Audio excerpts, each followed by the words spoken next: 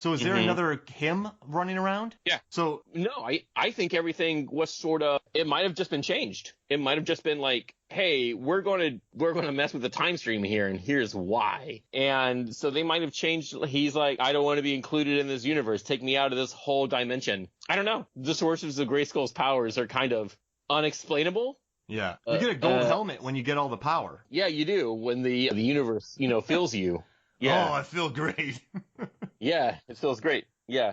And then he loses. He can feel the universe within him. He is part of the cosmos. The energy flows through him. I hate when bad guys get infinite power. Like in Thor: The Dark World, I got the ether, and then they lose. Yeah, it didn't really seem like, because especially how Skeletor was hit with the Eye of the Universe. He-Man figured it out like, oh, well, what if, though, I break his staff? But what if that wasn't the case? What if he, had to kill Skeletor? Because whatever Skeletor's powers he thought he had, he did not use in that final battle. He really could have, stayed afar and blasted him with lasers from his eyes. Well, he just got him. He wasn't good with them yet. He was plenty good with them. I mean, he blasted He-Man several times, asking him to kneel.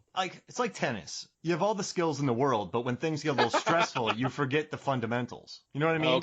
Okay. He's 99% mental, Skeletor, 1% physical. So he just kind of flubbed his lines when He-Man didn't back down. How do you feel about that? I don't think he did. Did you like when Dolph went on a rampage and just started leveling all those people on the roof? Yeah. It's good when Dolph's able to do something in this movie. He throws a head kick. He throw him on that hover disc thing, and he just goes around the city just shooting people. Also, I love how there's zero traffic wherever this city is. Skeletor comes in and marches down this street. Businesses are open because why else would Kevin be at the music store?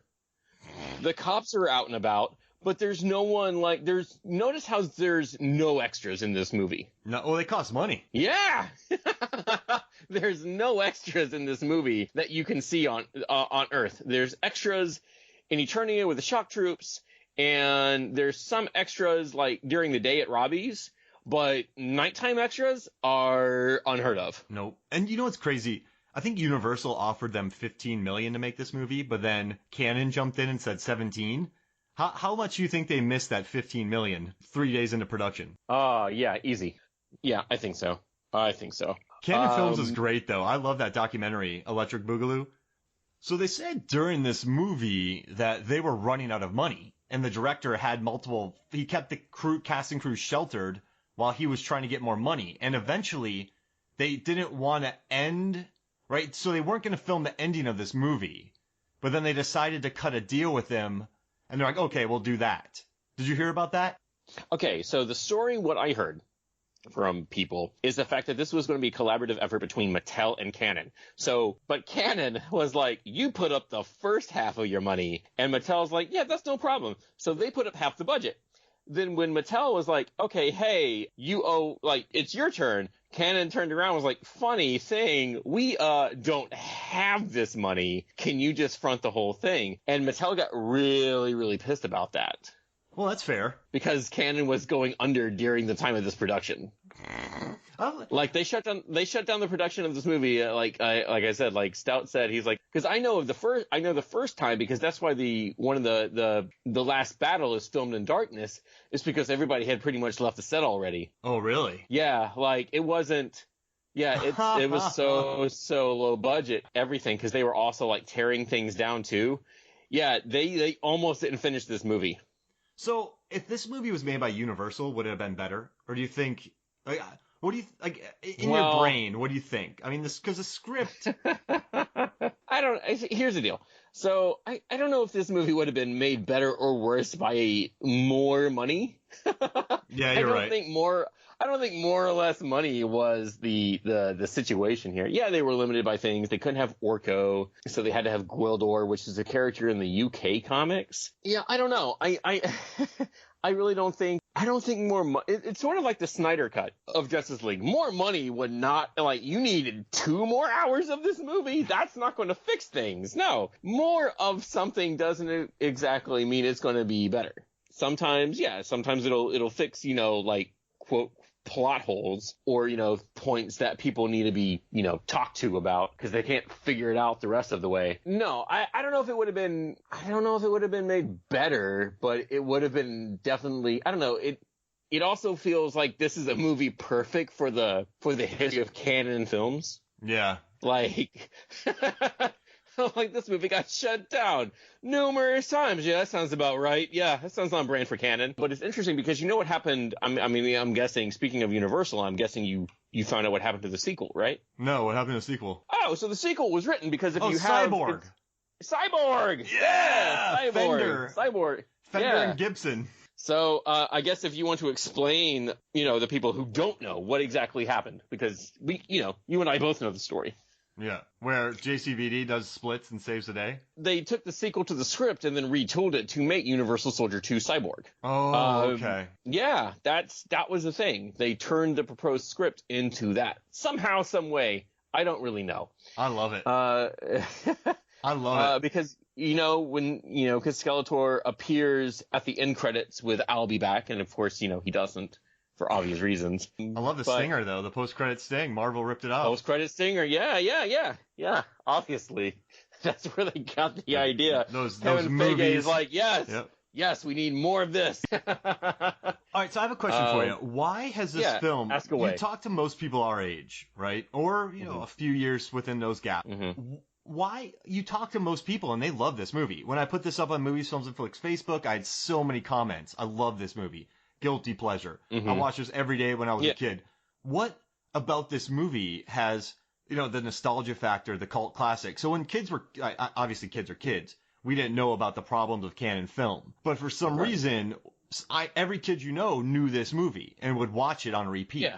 What do you think it is about this movie that speaks now to us as regards to nostalgia? Because we love the behind-the-scenes stories. But what was it when we were kids? That's a really good question. I think it was the fact that it was always on TBS. Yeah, yeah. Like, I think it was that Clash of the Titans and like Predator 2. Yeah. So I feel like it was just always available. It's like, oh, Masters again. Because I saw Masters in theaters. It was one of the first movies I remember seeing in the theaters. I think it was like 4 or 5, and I remember seeing it in the theaters. Not getting like a whole lot because you don't register a lot as a kid or much like remember it. So I remember like a lot of the things happening in the movie. But when it started coming on TV, I was like, oh, I can finally watch this. And then I got it on VHS, found it at a thrift store. And I was like, oh, they edited out a lot of things. The TV edit is really, really weird. Oh, really? There's a TV edit? There's a TV edit that's really, really weird. It doesn't take out anything bad. It's just edited for time. But what they take out is really, really weird. Like there's the scene where Skeletor notices the sorceress for the first time. He's like, the darkness is rising to embrace you. The darkness may embrace the light, but never eclipse it. You've not won yet, Skeletor. He-Man's still alive. I can feel it. And then he's like, really? How sentimental? I'm trying to remember the line. And it's like, but can you feel this? And then he like does that whole spell and she gasps. That whole scene is out. When she says He-Man's still alive, I can feel it. It cuts to He-Man in battle already with the shock troopers. So it was a really weird choppy feeling. I get why they did it, but yeah, that's one of the TV edits they took out. Yeah. Were you one of the kids who saw the Disney Channel edit of the Goonies with the octopus or squid, and then you couldn't get it anywhere on the VHS, and you just felt like you were hallucinating? Yeah, so there was a Goonies cut where it was only on the Disney Channel. And I went over to a friend's house one time, and I watched it. And there was a scene when they got to the boat at the end, and they have to battle an octopus. And I saw the scene, I watched the scene, and then I bought the VHS tape, and that scene wasn't included. There obviously were no extras. And then I watched the show on TBS, TNT, whatever channel it was on. That octopus wasn't on it. And then I got the DVD, and that scene wasn't on it. So I began, this is before Google, or, I had internet. This, you're a teenager, you're 14, 15, 12. And I was like, did I hallucinate that octopus? Like for years, I thought that there was an octopus scene on there. And it turns out there was, but it was only on Disney. Why? I have no clue. Isn't that nuts though? I just thought. That's so weird. Yeah, exactly. So you have the VHS tape. You're watching on TNT.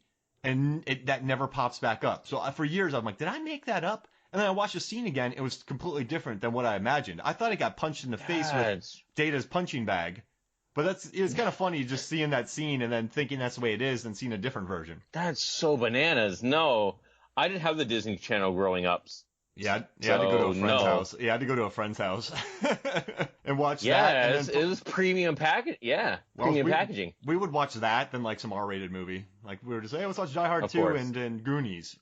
Let's see. Anything else you want to cover in this movie? Any other cool stories for me? I'm trying to remember some other cool stories I've just heard like through like secondhand from Stout. I know like Langella was really good at improvisation. There were a few things he did, but anything like he did with Shakespeare, like I don't know. Like I said, I'm a really big fan of Skeletor's ending monologue. Everyone kind of like, oh, it's definitive 80s cinema. I feel like everyone talks about, oh yeah, when he becomes like superpower and he gets like. You know, some new duds. The great eye of the he gets new duds. Everyone's like, oh, yeah, I remember Gold Skeletor. I'm like, yeah, I do too. But it's definitely one of those things that just always kind of stuck with me. So, like I said, when I was in school for theater, that was like my go-to for mock auditions. Oh, that's great. And, well, I mean, you know, one or two people would get it, but it's also, you know, what is this from? And like, yeah, well, what else could it be from? That's the thing. It even starts with, you know, when, oh God, what is I'm trying to remember. It's Alpha, the Omega, death and rebirth. And as you die, so will I be reborn. And then he has one of the guards open it and it says the great eye opens. And then it starts with, now I, Skeletor, am master of the universe. And that's the line of the show. So it's such a really good line. And I really want to know, you know, when they wrote this, how much of it was improvised and how much of it was because it's, oh God, he has such a really good line. And what consequence are you to me now? This planet, these people, they are nothing to me. I remember that. Yeah. The universe's power, pure unstoppable power. And I am that force. I am that power. Fool, you are no longer my equal.